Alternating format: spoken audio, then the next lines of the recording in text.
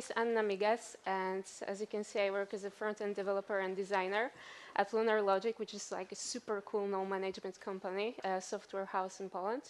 We specialize in big web applications, mostly Ruby or React. And the title of my talk is Make Your Animations Perform Well. And as you can figure out probably, I'm going to tell you how to make animations that are very fast and nice. During past year, I had the pleasure to work on free open source libraries with animations, which I built on my own with CSS only. One of them is Repaintless, which is taking advantage of flip technique that was actually introduced by Paul Lewis from Google. I'll talk about the technique later. I also did some sweet rating widget with animations, which you can see here, and animated backgrounds with pure CSS that just show my big love to Aurora. Okay, so before I give you the first tip on performance, I need to actually start with a little story about myself, and I need to overshare. Recently I got my very first own apartment, and I realized that actually decorating apartment is very similar to designing the website. So when I was trying to pick things for my apartment, I realized that what is out there in the stores, in furniture stores, doesn't actually fit my needs very well. In other words, the things that I liked were way more expensive than I could afford, and the things that I could afford, I just didn't like. And I basically have this rule in my life that I prefer to not have something that I don't like. So after 1.5 years, this is my living room lamp, and I could actually compare it to this placeholder in your application where you just have something that is not styled yet, but you know that something is going to go up there, and it just sticks out as a sore thumb, and you remember that something is going to be there, and you actually need to put some time to style it at the end. That you just need to do this. Then there's this table. When I found it, I just fell in love with it. It was after a year after I got my apartment. It's perfect. It's got the perfect wood color for my apartment. It's got the shelf for all my albums with art, and the price was cool, so I just love it. I just assembled it myself, and I just fell in love with it. And I could compare it to this really smooth animation that just complements the design and just guides the user and makes him like it guides him through the app and makes it easier to actually follow what you want him to do there. And then there are these chairs. As you can see, this countertop, or maybe you don't see it actually, it's like not a standard size, so the regular chairs are too low and the regular hookers are too high. So I needed to find these chairs that are of this non-regular size, and these are like rarely in the shops now. So when I saw this online, I thought like, okay, they're simple, white, and fairly cheap, so they're kind of okay. But it turned out that kind of okay is not enough, and I just hate them. I don't ever use them. I prefer to eat standing up than just have them. And if I just throw them away, my friends would think that I'm crazy probably, so they need to be there until I find something better. And what I can compare it to is just this animation that you wonder why it's there, like why somebody put this there, and like it doesn't do anything, it doesn't help, like I don't know, this picture just growing, and it's just it's laggy, and it just makes user wonder like why, like it doesn't help anyone, and it's probably just making the animation heavier. You just need to make some requests to get all these images, and I just could, rant about it for a moment, but better not to. So the first rule about performance in animation is just don't put them where they don't belong. Like if you don't have a good reason or a good animation that won't help your user to actually use the design easily, it's better not to do that. So this is the first rule. Okay, So we have the most important part behind us, like me bragging about my life and making you laugh. So we can now go to the other very important thing, which is choosing the right technology, because it's like very crucial when you want to start doing your animations. Like choosing the right tool is the most important part, probably. And there is this thing that should I choose CSS or JS animations, which are better? And actually, they're both perfectly good tools, but they just suit the other things better than the other. So CSS animations are perfect if you want to do some basic stuff, like something going onto the screen, like sliding from top or bottom. The browser are optimizing for them, so they're like really fast if you actually write them well, which I'll tell more about later. They're native, so you don't have to download anything. Of course, they need vendor prefixes, but what's cool in the web doesn't need them. But the only problem with them is that if you want to schedule more than one animation, like some animations with a delay or one after another, it's very hard to do this right. So this is where JavaScript animations are actually perfect. And they give you this control over scheduling and timing and delaying things. And there are many options how to actually build JavaScript animations. All of them have pros and cons. So there's pure JS, where you don't need to download anything, but you actually need to do some tricks to make them more performant. I will tell about them later. There's Web Animation API, which is my personal favorite out of them. Yeah, it needs polyfill to work in older browsers, and it needs vendor prefixes, but if you actually want to do some animations that are that need more scheduling and things, I would recommend that. Or you can use some framework like GreenSock if you need to highly actually optimize for the way you write and how much. If you need to write many animations and you need to do this fast, GreenSock animation platform might be the choice. Okay, we don't need more time to see how to do this actually, but let's go. Before we start actually optimizing anything, your performance, we need to understand how it works. So we need to actually understand how the browser paints the website and where we can optimize things. So first thing is browser of course it's very simplified, so don't worry. Browser makes a GET request and it gets HTML in return. Then it parses the HTML and it builds DOM, a document object model. It looks like that. It's got all the HTML nodes that were out there in the file.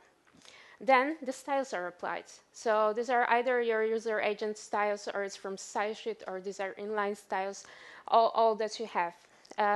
This is how the render tree is built. But you need to remember that the render tree only consists of things that are going to be visible on the website. So like you can see this IMG tag here, it wouldn't be there because, for example, someone applied display none style for that. These things don't go to the render tree. Also, if you have some pseudo elements like after or before, they go to the render tree. And you can see that these are styled with some nice gradients. Then the layout is calculated. This is the point where the browser tries to figure out how much space each element will take, and it actually shows it as a collection of boxes. These are vector boxes, and the thing to remember here is that the parent elements affect the children's sizes. The next step is rasterizing and painting. This is when the layers are created, and these layers can be something similar to the layers in Photoshop if you think about it. Because if you, for example, have a layer in Photoshop and you add another layer, you can move this another layer. But if you have more things on one layer, they're actually they're stick together already. So our boxes change to our layers. Layers will be shown as this box shadow here. So read more button is a layer, and another layer is this big, the whole website is another layer. And the last step, which takes advantage of GPU, So the first step where we are using actually our graphic card is compositing, and it just takes these layers and it puts them into one. Okay, so this was the first paint, like the first render of our page. But if we introduce any change to our page, actually the browser needs to do this work again. And it's not very much different, but it just got JavaScript at the beginning. So if, for example, we trigger some change with JavaScript, like we add a class or we add styles with JavaScript, the browser needs to go through some steps to actually show the page again to our user. And this change can be anything, like scrolling, hovering over an element that changes background color, or I don't know, just clicking on something that adds a class to something. But there are 3 types of change that can happen, and some of them are like better, and some of them are worse for our performance. So first type of change is when we change the geometry of the page of elements. So this is when we, for example, change the width or height or the left margin or the top property or things like that. And in this case, the JavaScript adds a class, so we need to recalculate styles. So the layout gets recalculated, and then everything needs to be painted to the screen as a pixels, and the layers need to be composited. Composited. So this is a heavy change here. The other type of change is only when we change paint properties. So for example, background image or color of something, or we add shadows. This is a bit less heavy change, as we don't need to recalculate the layout, because every size of everything stays the same and elements are not moving. And the best one, the most optimized, is when we only change compositing. And this happens when we change the transform and the opacity, because these are like two properties that are actually applied at the compositing stage. So what does it mean? It means that these are 2 properties that can be animated nicely. And these are the properties that you should be using when you are animating. This is very important. But why is that? First thing is because of the GPU acceleration. And as I said before, the compositing stage takes GPU to use, and GPU is more optimized for pixels than CPU. The second thing is layer promotion. As I said in this painting cool down. In the painting phase, the computer was putting everything into layers. But by default, it takes everything to one layer. But there are certain properties that make elements promoted to another layer, which means that they can move and they don't affect the other layers. And this is where we can optimize our animations. And what creates other layers? So this is, for example, 3D or perspective transforms, or when we have animated transforms or opacity. If we have elements on the top of something that was already promoted to another layer, or if it's a child of the new layer, it is going to also be promoted. If we use accelerated CSS filters on, in some special cases, Canvas, video, or some plugins like Silverlight or Flash, then we can get another layer. So what is the problem here? Let's see. Here we have an animation that basically rotates elements like we saw before. And if we wanted to apply this animation to the button element, this would look like that. The button would just move all the time. Of course, we usually don't want that, right? Because it looks weird.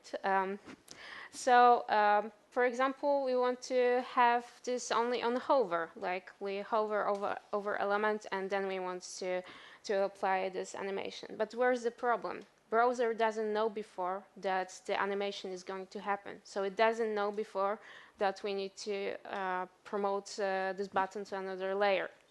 So what's happening is, like, we have a flat one layer, then someone hovers and the browser needs to promote it to another layer, make all the repainting. and then only then animate element, which actually looks weird from the user's perspective, because they hover over something and then they have this small lag. Of course, they don't see the button hiding and showing again, but it's like a small lag that makes user think that the app is not responding well. So there's another thing that actually can make the new layer promotion, and this is a wheel change property. This is a really cool trick. And using it is really, really easy.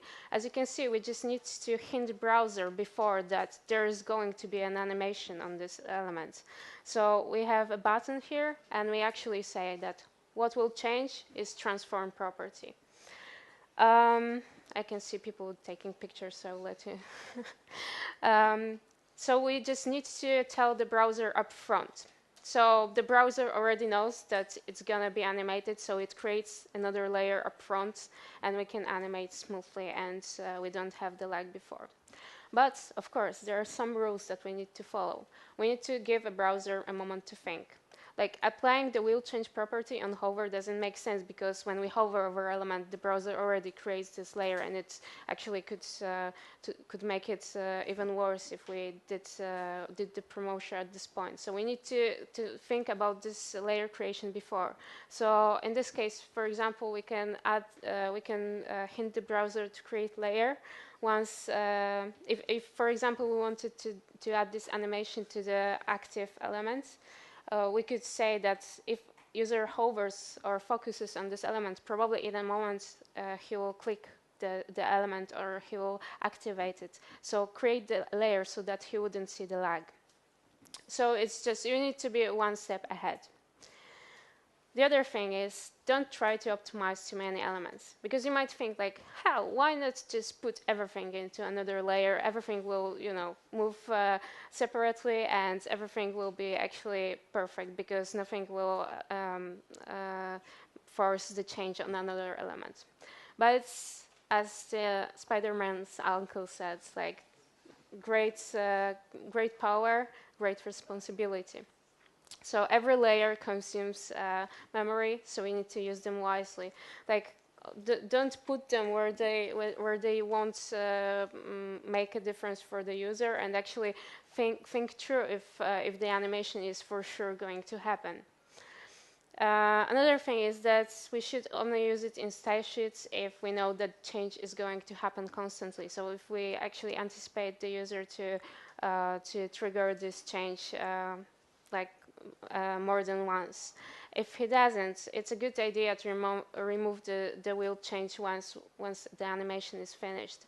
And we can do that via JavaScript, and we can apply this wheel change property via JavaScript. So what we are doing here is just we're checking our element, and we are putting two event listeners on that. One is for mouse enter, and the second one is for animation end. So like we had with hover, it's pretty similar. If user hovers over elements, just add style of wheel change transform to the elements, and when the animation is finished, just remove this wheel change. So put it to auto. It's as simple as that. And another thing, it's not supported by Internet Explorer, Edge, Safari.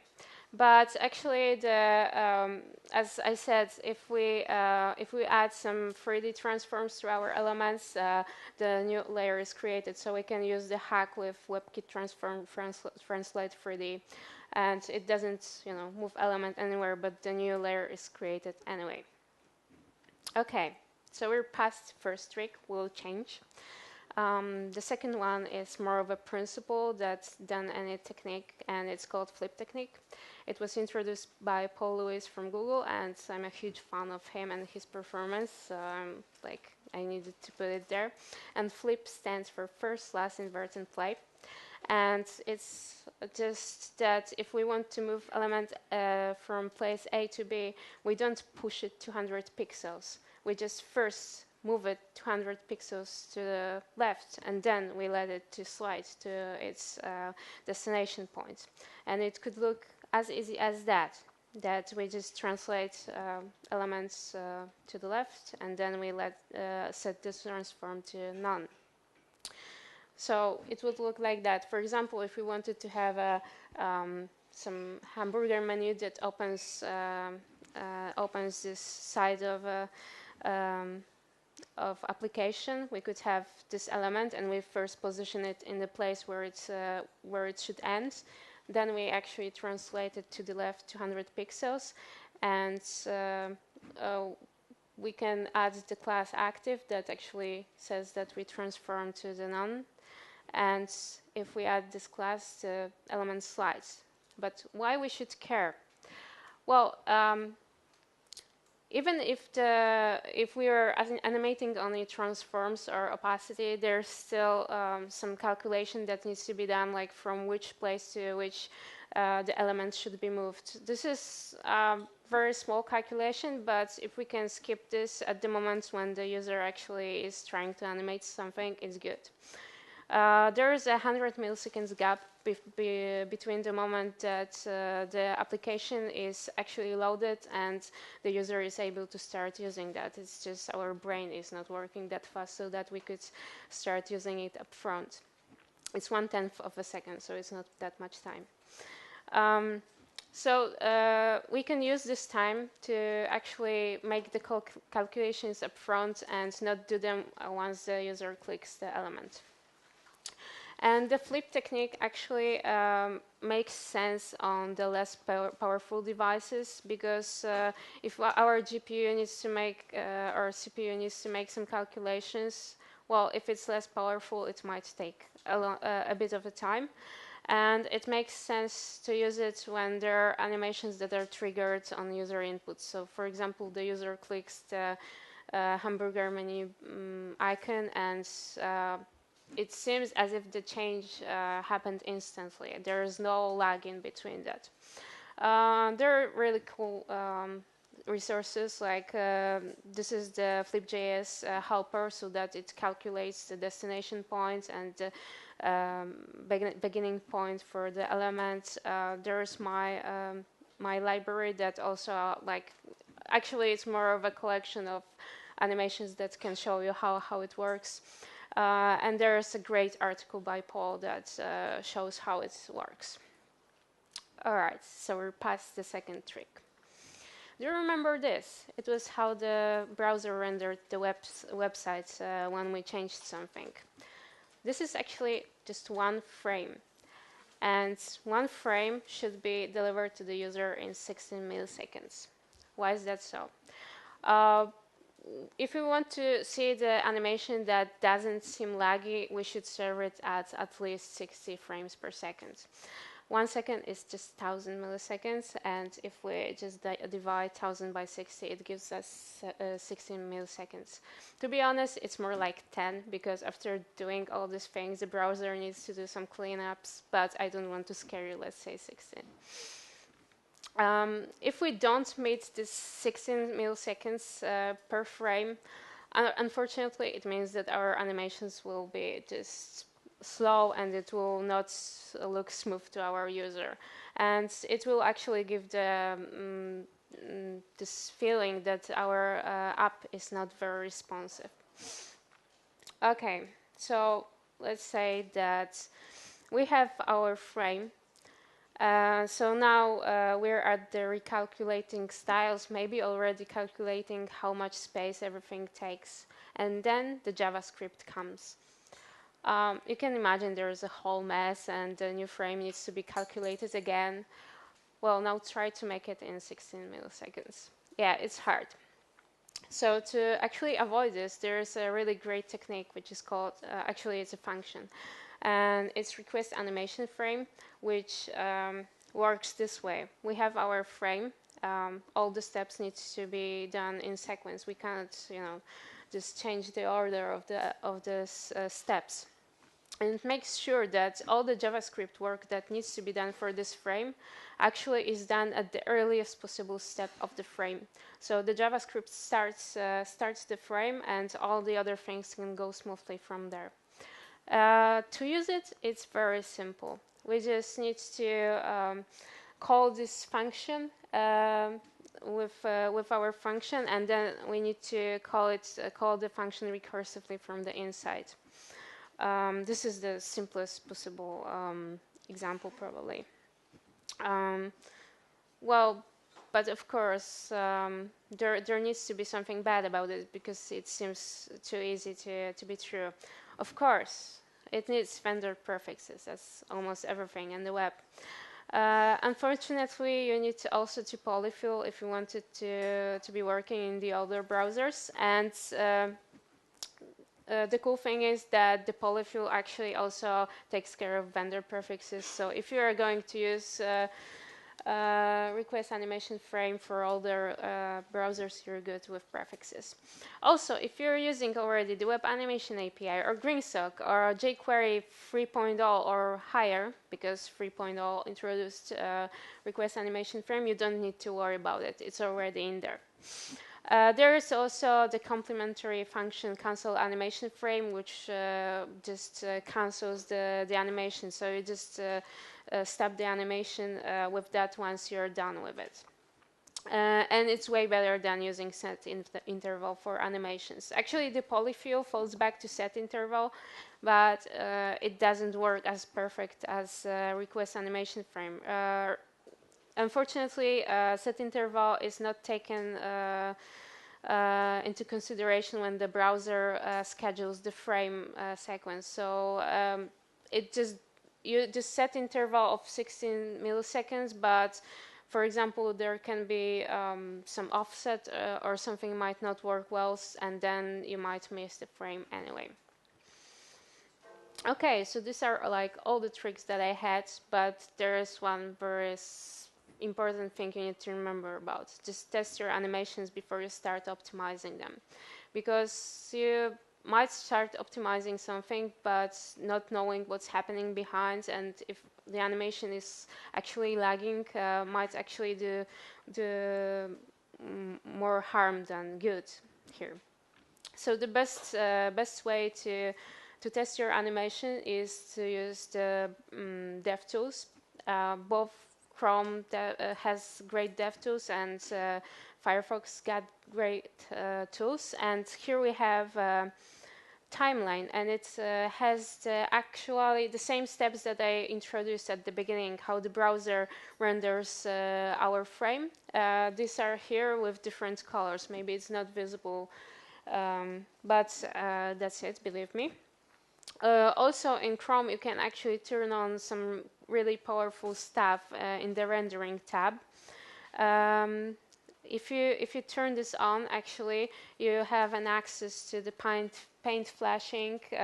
You can see where the new repaints are going. So if you're actually not using the most powerful things like opacity and transforms, it will be shown with some green color on the screen.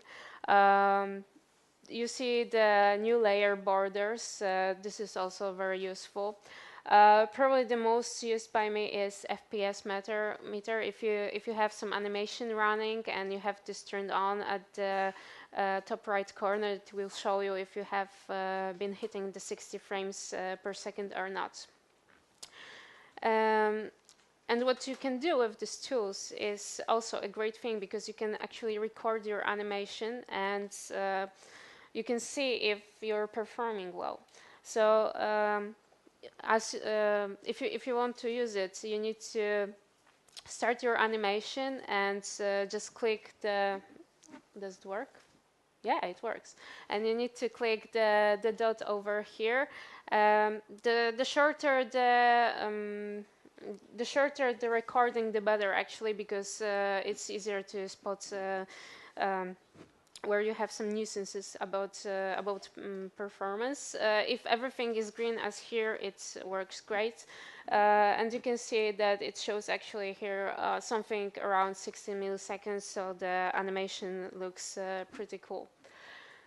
Okay. But Firefox got some great tools too.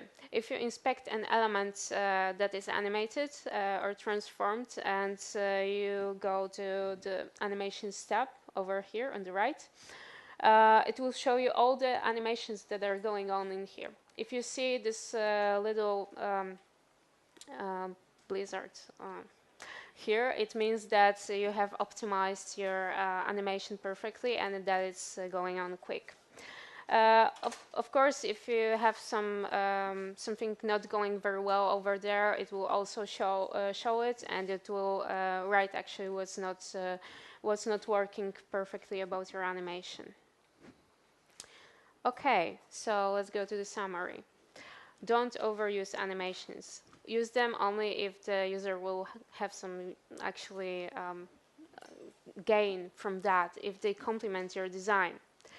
Animate only transforms and opacity. They are very powerful. Like with transforms, you can move things, like with transform X, transform Y, you can rotate things, you can scale things. These are like really powerful things, and most of the animations you could actually want to achieve can be made with that. Use will change, request animation frame, flip technique whenever possible, but be sure that you're applying them well. Don't overuse layers. Don't use the will change here and there. Only use it if it's going to make some change for the user. Don't animate the elements that are, for example, below some fixed elements. Try to use animations on the elements that are on the top layers. And test. This is very important. Here's a list of the resources. These slides will be available after conference. At least that's what I was told. And grazie.